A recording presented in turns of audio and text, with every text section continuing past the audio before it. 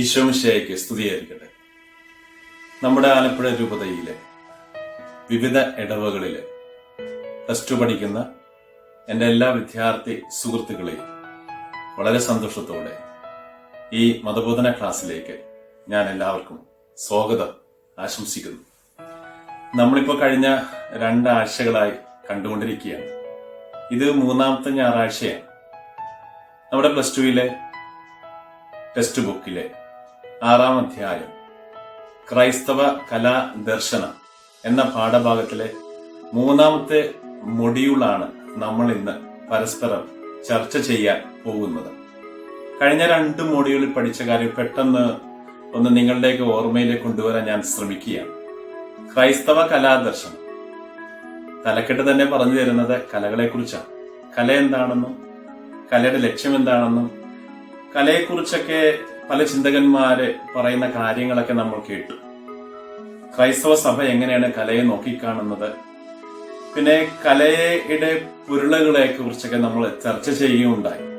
ക്രൈസ്തവ സഭയുടെ സമീപനം എങ്ങനെയാണ്, സഭാ ചരിത്രത്തിൽ ഒരു ഇരുണ്ട യുഗത്തെക്കുറിച്ചൊക്കെ പറഞ്ഞത് നമ്മൾ ശരിക്കൊന്ന് വിശദീകരിച്ച് കാണുകയുണ്ടായി.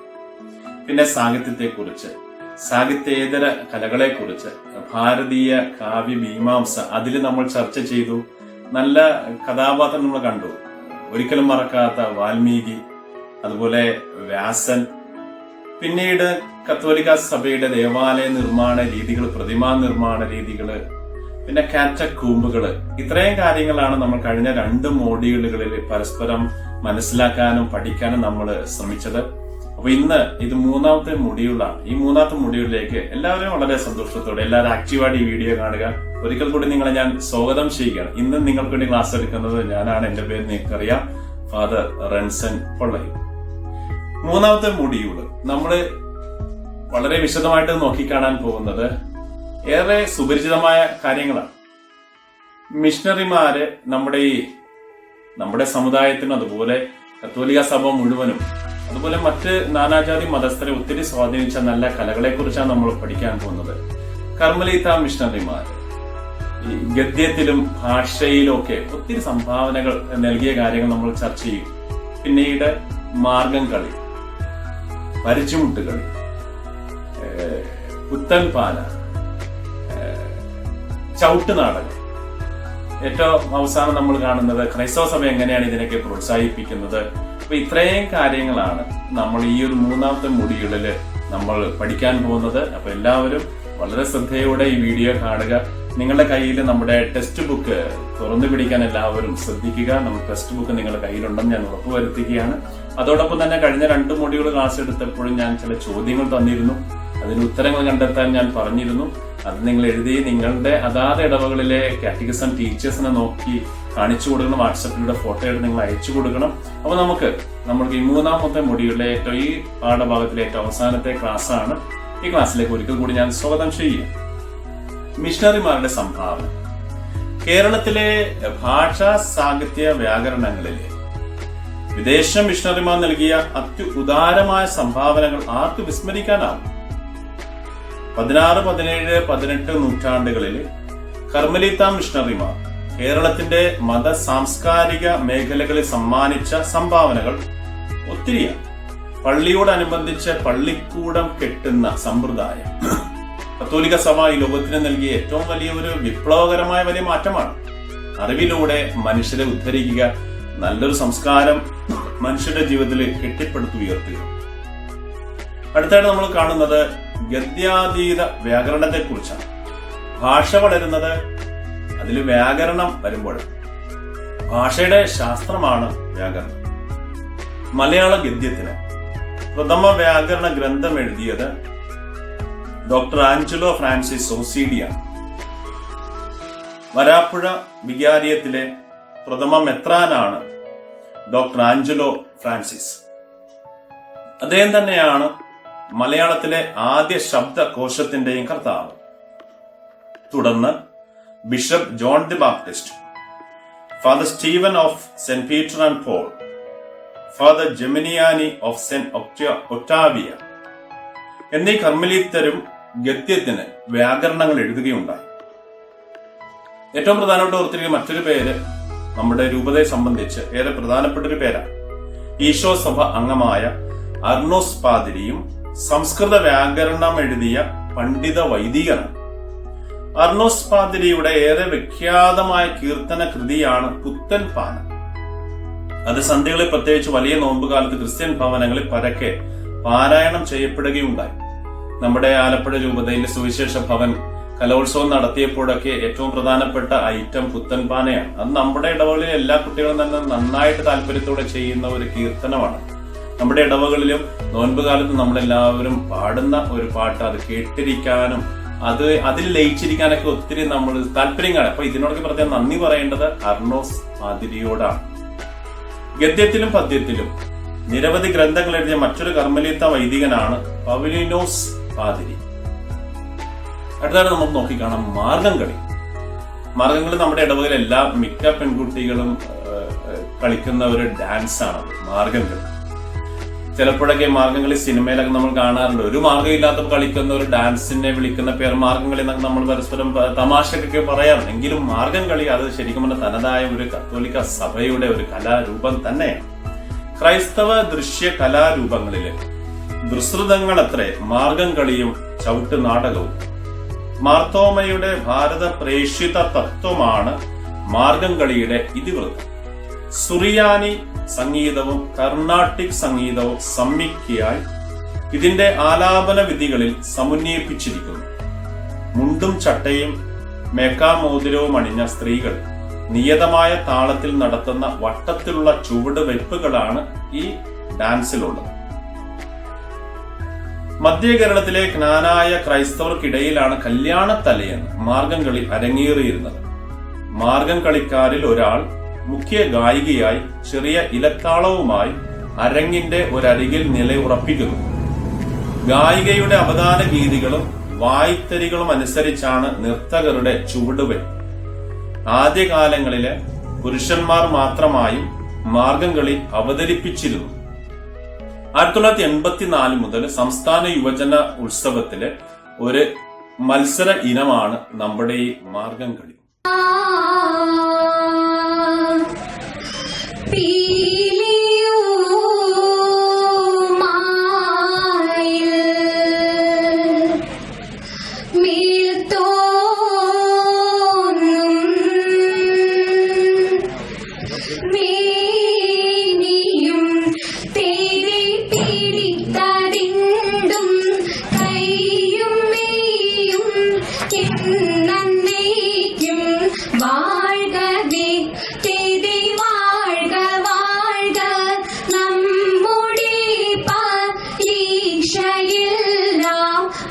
മാർഗംകളി എന്തുമാത്രം നമ്മുടെയൊക്കെ കലാരൂപങ്ങളെ സ്വാധീനിച്ചു.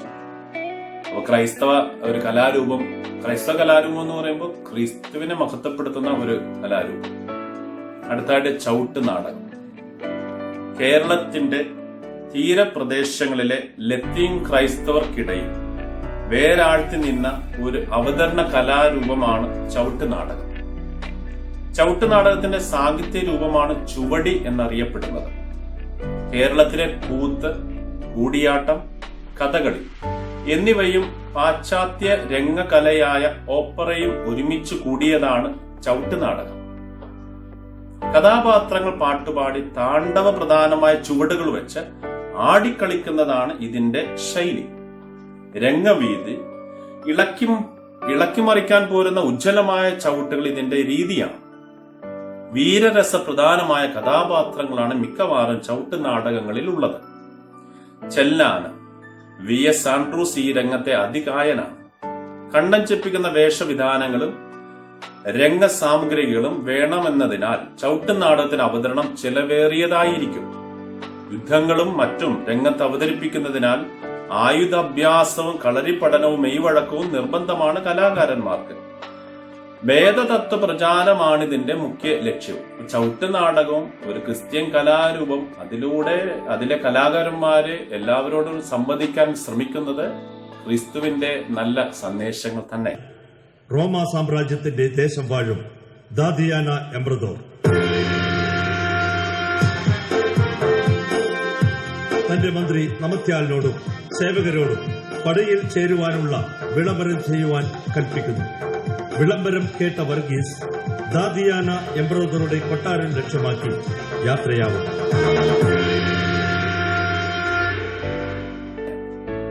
അടുത്താണ് നമുക്ക് നോക്കാം പരിചമുട്ടുകളി. നമ്മുടെ തീരദേശങ്ങളിലും കടലോര ഗ്രാമങ്ങളിലും നിലവിലിരുന്ന ആയോധന സമ്പ്രദായത്തിലുള്ള ഒരു ക്രൈസ്തവ കലാരൂപമാണ് പരിചമുട്ടുകളി. ആരോഗ്യ ദൃഢഗാത്രരായ ചെറുപ്പക്കാർ വാളും പരിചയമേൻ പ്രത്യേക താളക്രമം വീക്ഷിച്ച് പാട്ടുപാടി നടത്തിയിരുന്ന ഒരു നൃത്താവിഷ്കാരമാണ് പരിചമുട്ടുകളി. മാർത്തോമ സ്തുതി പോലെ ഉള്ളവയായിരുന്നു മുഖ്യ ഇതിവൃത്തം. പാട്ടിന് പുറമെ ദ്രുതതാളത്തിലുള്ള വായ്ത്താരികളും ഉണ്ടാകും. മുമ്പിത് തിരുനാൾ പ്രദക്ഷിണത്തിലും വിവാഹം പോലെയുള്ള ആഘോഷ അവസരങ്ങളിലും അവതരിപ്പിച്ചിരുന്നു. നമ്മുടെയൊക്കെ ഇടവകളിലെ പല അപ്പച്ചന്മാരും ഇതൊക്കെ പഴയ ഓർമ്മകൾ അയവിറക്കുന്നുണ്ടാവും.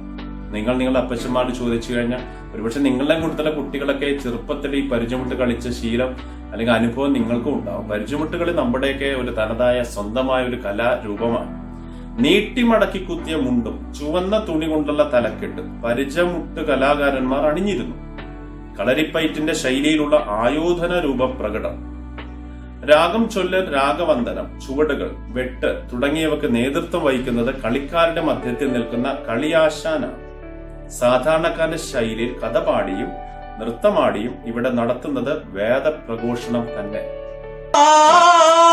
ഏറ്റമേറ്റമരുൾ ചെയ്തങ്ങരങ്ങിൽ വന്നേ ബാലരായ ഞങ്ങൾ നാടിപ്പാടി കളിക്കുമ്പോൾ വാളിനും പൈസയ്ക്കും ഒന്നൊരു വരം നൽകാനേ. അടുത്തായിട്ട് ദേവാസ്തുവിളി. ദേവാസ്തുവിളി തീരദേശങ്ങൾ കേന്ദ്രീകരിച്ച് പ്രചരിച്ച ഒരു ഭക്തി ആചരണമാണ്. വലിയ നോമ്പ് കാലത്ത് സന്ധ്യകളിൽ കുരിശുമണി കൊട്ടിക്കഴിയുമ്പോഴാണ് ദേവാസ്തവിളി കലാകാരന്മാർ ഇത് ആരംഭിക്കുന്നത്. തികഞ്ഞ നിശബ്ദതയിൽ നിന്നാണ് ദേവാസ്തവിളിയുടെ ആലാപനവും പ്രാർത്ഥനാ ഭാഗങ്ങളും ഉയരുന്നത്. തനി സംസ്കൃതത്തിലും പഴന്തമിഴിലും ദേവാസ്തവിളി നടത്തിയിരുന്നു. പീഡാനുഭവ സ്മൃതികൾ ഉയർത്തി കേൾവിക്കാരിൽ പ്രാർത്ഥന അനുഭൂതി ഉണ്ടാക്കുകയാണ് ലക്ഷ്യം. വീട്ടുമുറ്റത്തും വിജനപ്രദേശങ്ങളിലും ഒരു മെഴുകുതിരിയുടെ വെളിച്ചത്തിൽ ദൃശ്യമാകുന്ന മരക്കുരിശ് കേന്ദ്രീകരിച്ച് ദേവാസ്തവിളി നടത്തുന്നു. പാതിരാവരെ പല സ്ഥലങ്ങളിലായി ഇത് നടത്തും. അന്യം നിന്നുകൊണ്ടിരിക്കുന്ന ഇത്തരം പ്രാചീന ക്രൈസ്തവ കലാരൂപങ്ങൾ നിലനിർത്താൻ ഗോതുരുത്ത്, ആലപ്പുഴ കൃപാസനം നടത്തുന്ന പരിശ്രമങ്ങൾ മഹനീയമാണ്.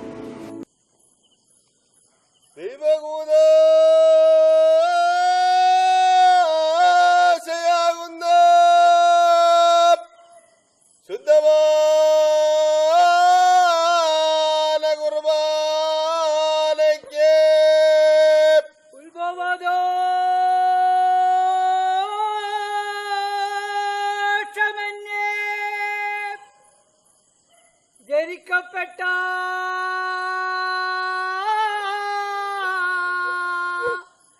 കന്യമറിയത്തിന്റെ ദേവാസ്തവിളി ഇപ്പോഴും നമ്മുടെ പല ഇടവകളിലും നടത്തുന്നുണ്ടെന്ന് എനിക്കറിയാം. ഒത്തിരി, പ്രത്യേകിച്ച് നമ്മുടെ തീരപ്രദേശത്ത്. അത് വലിയൊരു കലാരൂപം. ശരിക്കും പറഞ്ഞാൽ അത് വലിയൊരു ദൈവികത, നല്ലൊരു ആത്മീയത നമ്മുടെ നാട്ടിൻ പുറകെ ദൈവത്തിന്റെ ഒരു സാന്നിധ്യം വിളിച്ചറിയിക്കുന്നു.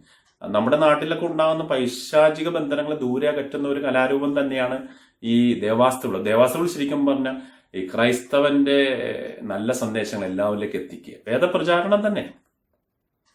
അപ്പോ ഈ ഒരു കലാരൂപങ്ങളെ നമ്മൾ ശ്രദ്ധിച്ചു. മാർഗംകളി, പരിചമുട്ടുകളി, ചവിട്ട് നാടകം, ദേവാസ്തവിളി. കലകളെ പ്രോത്സാഹിപ്പിച്ച ഒരു സംവിധാനമാണ് നമ്മുടെ കത്തോലിക്ക സഭ.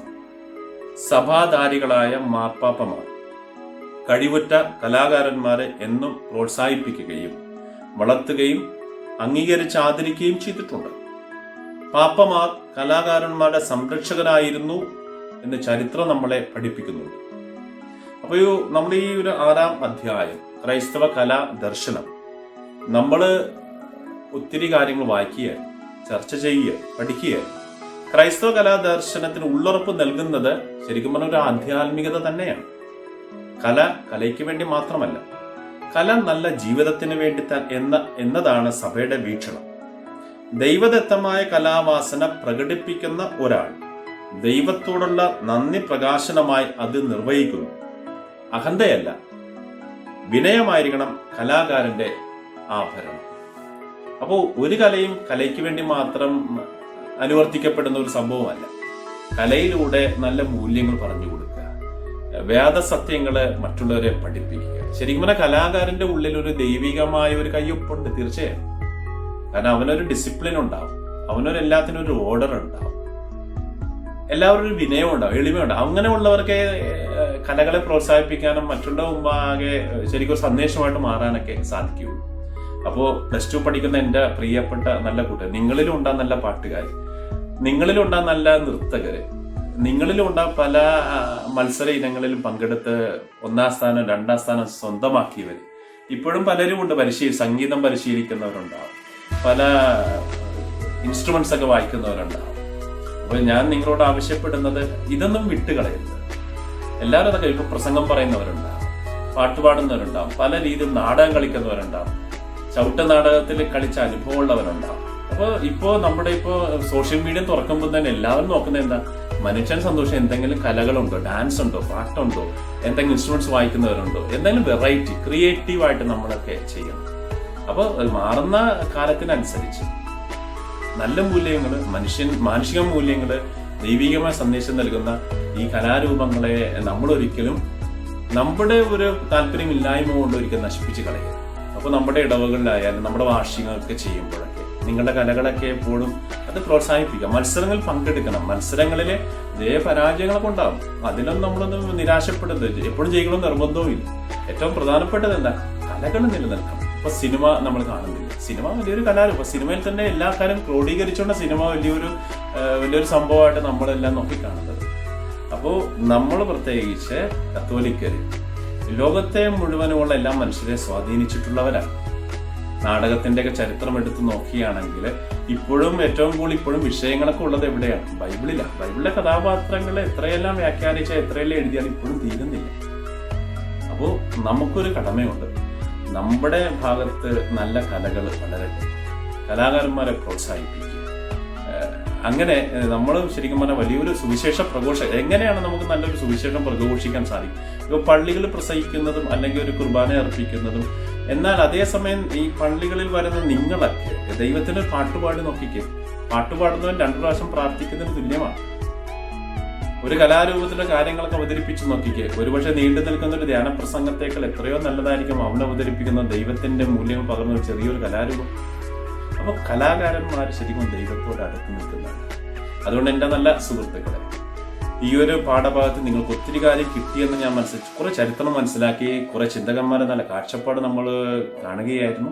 അപ്പൊ എല്ലാവരും ഈ ഒരു പാഠം ഒന്നുകൂടി ഒന്ന് പഠിക്കുക, അയവിറക്കുക. അപ്പൊ ഈ 3ാമത്തെ മോഡ്യൂളിനെ ആസ്പദമാക്കി 2-3 ചോദ്യങ്ങൾ ഞാൻ ചോദിക്കണം. 1ാമത്തെ ചോദ്യം, ക്രൈസ്തവ സഭ ഗദ്യ ആതീത വ്യാകരണത്തിൽ നൽകിയ സംഭാവനകൾ എന്തൊക്കെയാണ്? 2ാമത്തെ ചോദ്യം, എന്താണ് മാർഗംകളി? 3ാമത്തെ ചോദ്യം, എന്താണ് ചവിട്ടുനാടകം? 4ാമത്തെ ചോദ്യം, എന്താണ് പരിചമുട്ടുകളി? 5ാമത്തെ ചോദ്യം, എന്താണ് ദേവാസ്തവിളി? ഇത്രയും ചോദ്യങ്ങൾ നമുക്ക് ടെക്സ്റ്റ് ബുക്കിന്റെ സഹായത്തിൽ, ഈ വീഡിയോയുടെ സഹായത്തിൽ നിങ്ങൾക്കത് നോക്കി കണ്ടെത്താൻ സാധിക്കും. അത് എഴുതി വെക്കുക. ഈ ഒരു പാഠഭാഗം നമ്മൾ ഇന്ന് അവസാനിപ്പിക്കുകയാണ്. ക്രൈസ്തവ കലാ ദർശനം. അപ്പോൾ നല്ല കലകളെ എപ്പോഴും വളർത്തുക, പ്രോത്സാഹിപ്പിക്കുക. നല്ല കലാകാരൻ നിങ്ങളുടെ കൂടെയുണ്ട്, നിങ്ങളും നല്ല കലാകാരൻ തന്നെയാണ്. കലാകാരന്മാരെ ഉയരട്ടെ. ദൈവത്തെ എല്ലാവർക്കും പങ്കുവെച്ചു കൊടുക്കാൻ നിങ്ങളുടെ കഴിവുകളൊക്കെ നിങ്ങൾ പ്രയോജനപ്പെടുത്തുക. ദൈവം നിങ്ങളെല്ലാവരും ഒത്തിരി ഒത്തിരി അനുഗ്രഹിക്കട്ടെ എന്ന് പ്രാർത്ഥിക്കുന്നു.